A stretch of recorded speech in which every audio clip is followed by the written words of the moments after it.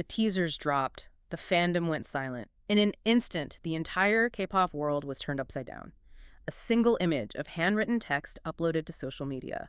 No flashy concept photos, no agency PR spin, just ink, paper, and a confession that changed everything. Oh, it was a total shock. Welcome to StarScope K-Report.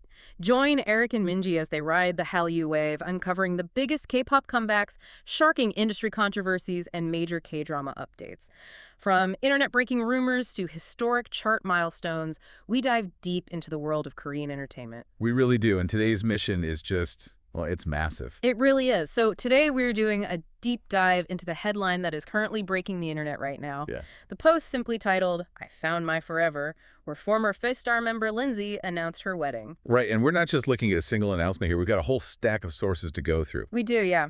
We're pulling from official agency statements, deep dive profiles on the artist, Wikipedia archives, domestic reporting from places like Chosun and Kpop, and of course, we are looking at real-time netizen reactions on Kpop and Soompi. Have to check the comment sections. Always. Because our mission today is to piece together not just this one wedding, but this massive cultural shift happening in the industry in 2026. Absolutely. And if you love staying updated on your favorites, make sure you're subscribed to StarScope K-Report because we've got even bigger scoops ahead. We definitely do. So, if you are a fan, you already know that feeling, right? Logging online today, July 4th, 2026, and seeing Linzy's handwritten letter just sitting there. The fandom emotion is just off the charts. It was a legitimate shock to the system. So, okay, let's unpack this. Let's do it. So, just looking at the factual breakdown, the sheer speed of this announcement is wild. Oh, it's unprecedented. Right. So, I'm reading the exact quotes from her letter here. She writes, "Everyone, I am getting married." And then she says, "I have found someone precious in my life who has steadfastly supported me on ordinary days." That is so sweet, but the details are what really got me. Oh, yeah. She notes specifically that she is marrying a non-celebrity businessman tomorrow. Wait, literally tomorrow? Literally tomorrow, July 5th. That's insane, a 0-day notice. At a private venue in Seoul. Yeah. Yeah, after 2 years of dating. Giving a 24-hour warning is just, it's brilliant. It really is. It leaves zero oxygen for the rumor mill. But for anyone who might not know her entire backstory, we should really talk about her history. We absolutely should, because Linzy, born in Minji in 1989, she actually started her idol journey deep in the YG entertainment system. Which is crazy to think about. She almost debuted with 2NE1. I know. Imagine that timeline. Right. Just think about that alternate universe for a second, with her vocal power in 2NE1. But instead, she pivots, right? And she becomes this incredibly charismatic, tallest, main vocal of FIESTAR when they debuted in 2012. Yeah, she was such a powerhouse visual and vocal queen for them. 100%. And then her transition into musical theater is just legendary. I mean, she did High School Musical, she did Evil Dead, the show, Scylla. Oh, and she was amazing on The Masked Singer. Yes, she completely proves she is this multi-talented force. But, okay, looking at her letter today, something really stood out to me. Oh, what was that? Well, it's how apologetic she sounds. She wrote, "If you were surprised or felt a bit disappointed, please know that I do not take those feelings lightly." Right, yeah. And it just makes me wonder, why do idols have to apologize for falling in love? Yeah, this raises an important question, right? It really highlights the core tension in K-pop. If you break down the domestic K-net's reaction versus the international fans, it's like two different worlds. Oh, completely. International fans are just popping champagne in the comments. Exactly. They throw a massive hype party. But for K-nets, because of how agencies market these idols as, almost accessible romantic ideals, there's a lot of emotional investment. And financial investment. Right. So when that illusion breaks, it can be rough. But the reaction today has actually been really warm. K-nets are really appreciating the deep respect she showed by doing this traditional handwritten letter. It's just so sincere. But Linzy is actually the third FIESTAR member to tie the knot. He is. But wait till you hear the absolute wild lengths this group went to just to stay together for their fans.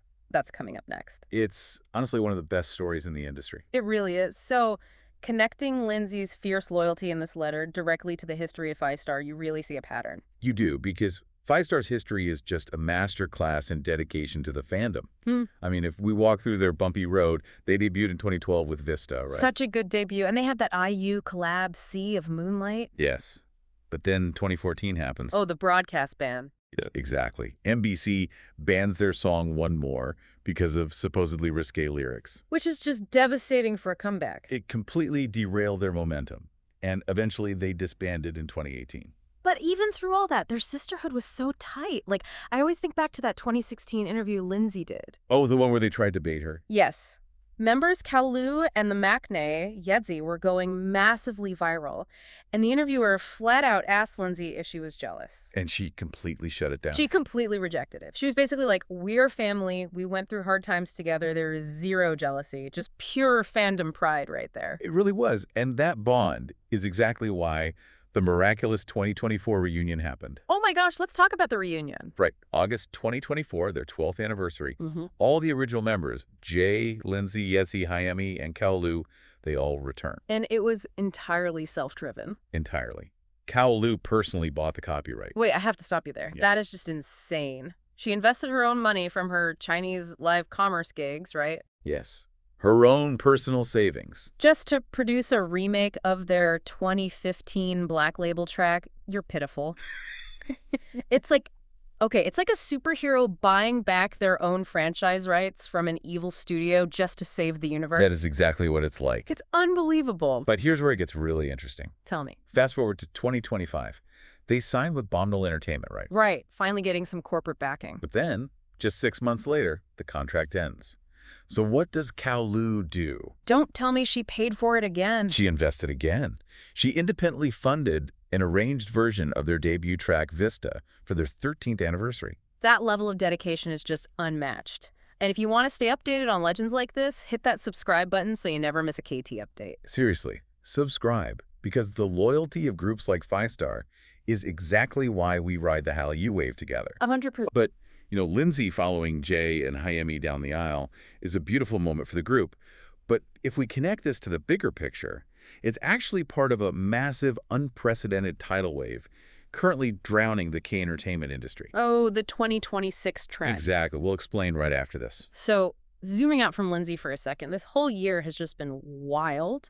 The media has officially dubbed 2026 as the marriage rush, or the wedding season. And the statistics from Chosen backing this up are just staggering. Oh, lay the stats on me. Okay, so we've got Moon Chae-won, the actor, having a June wedding. Right. We have Tiffany Young of Girls' Generation, who married actor Bin Yo-han in a beautiful worship service. Incredible. A Pink Seun Bomi is marrying producer Rado. After 8 years of dating. 8 years. Plus, you've got broadcaster Choi Joon-hee, actor Lee Terry, and chef Park Yoon-young all tying the knot. It's just nonstop. And I am personally still fangirling over 2PM's Taec-yeon. Oh, that was huge. Marrying his partner of 10 years. Like, how do you even hide that for a decade? And he's having the best year ever professionally, too. Yeah, his cameo in SBS's Agent Kim Reactivated was huge. It's pulling record 20% ratings. It's literally an all-kill of all our biases getting hitched this year. It really is. But what's fascinating here is how they're all doing it. You mean the letters? Yes, the handwritten letters. Hellapop did this massive analysis on why all these stars, including Linzy and Taec-yeon, use them. Yeah, why not just drop a press release? Well, it's this deep-rooted Korean tradition. It's tied to major holidays like Parents' Day or Teachers' Day. It's meant to show genuine emotion and sincerity. Okay, but let me push back for a second. Sure. We live in a highly digital age. Does a piece of paper on Instagram really stop netizens from getting angry when their bias gets married? It actually does, and the irony is so interesting. Because we live in this digital age, young Koreans' handwriting has gotten so bad from just, using smartphones all day. Oh, I totally believe that. Right. It's so bad that people literally pay professional ghostwriters up to 30,000 won, which is about $26 an hour, just to write letters to their in-laws. Wait, really? There is a ghostwriting industry for family letters? Yes, just to show proper analog respect. That is wild. So when these idols, who have insanely busy schedules, sit down to write these letters themselves, even if the handwriting isn't perfect, it's a massive sign of respect to the fandom. Okay, that makes so much sense. So what does this all mean? Well, it means the letter is the ultimate bridge. It connects a celebrity's private joy to a fan's feeling of inclusion. It softens the blow. Wow. That really changes how I look at these announcements. Right. And with entire generations of second and third gen idols like Girls' Generation, 2PM, A-Pink, and FIESTAR getting married and receiving mostly warm congratulations, it leaves us with something really big to chew on. I know where you're going with this. Are we witnessing the final death of the dreaded dating ban? That is the million-dollar question. Will the rookies of 2026 be allowed to live out loud much sooner because of the trailblazers who are currently writing these heartfelt letters? Honestly, I think they might. These veterans took the heat so the rookies could just live. It's a beautiful thought to leave you all with today. You've been listening to StarScope K-Report, where Eric and Minji bring you the stories shaping K-pop, K-dramas, and the global Hallyu Wave. Thanks for tuning in, and don't forget to subscribe for more stories that keep the stars shining.